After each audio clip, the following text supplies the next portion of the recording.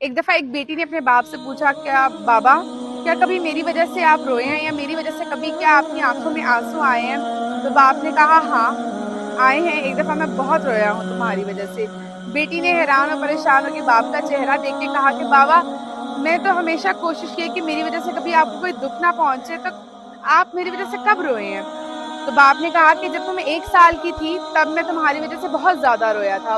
تم رڑھا کرتی تھی ہاتھوں اور پیروں کی مدد سے، تم بس زمین پر آگے سرکا کرتی تھی، سرکتی تھی تم آگے آہستہ آہستہ۔ میں نے کیا کیا، ایک دفعہ تمہارے سامنے پینسل، پیسے اور کچھ کھلونے رکھ دیے۔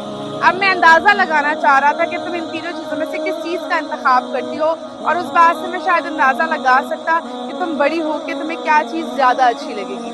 پیسے اگر تم وہاں سے اٹھاتی تو اس کا مطلب تھا کہ تمہیں مال و دولت سے پیار ہے، پینسل اٹھاتی تو وہ عقل مندی کی نشاندہی ہوتی، کھلونے اٹھاتی تو تمہیں جو تفریحی چیزوں کا شوق ہوتا تمہیں۔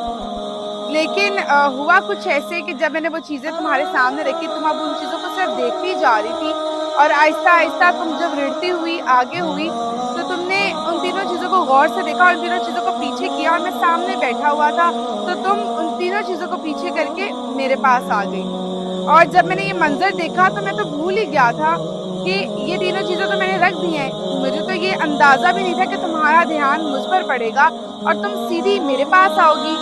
اس چیز نے مجھے اتنا ایموشنل کر دیا کہ میں اتنا رویا تمہیں گلے لگا کے کہ جس کی کوئی انتہا نہیں، اور تمہاری ماں نے آ کے مجھے چپ کروایا۔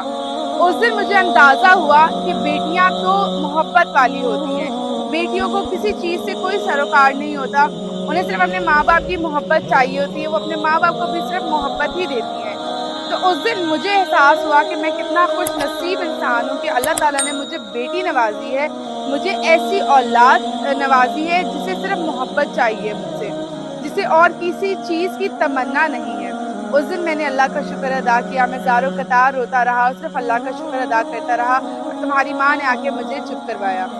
اس واقعے کو بتانے کا مقصد یہ تھا کہ بیٹیاں گھروں کی شہزادیاں ہوتی ہیں، انہیں صرف محبت، انہیں اخلاق چاہیے ہوتا ہے، انہیں عزت چاہیے ہوتی ہے، انہیں آپ کا وقت چاہیے ہوتا ہے، انہیں آپ چاہیے ہوتے ہیں۔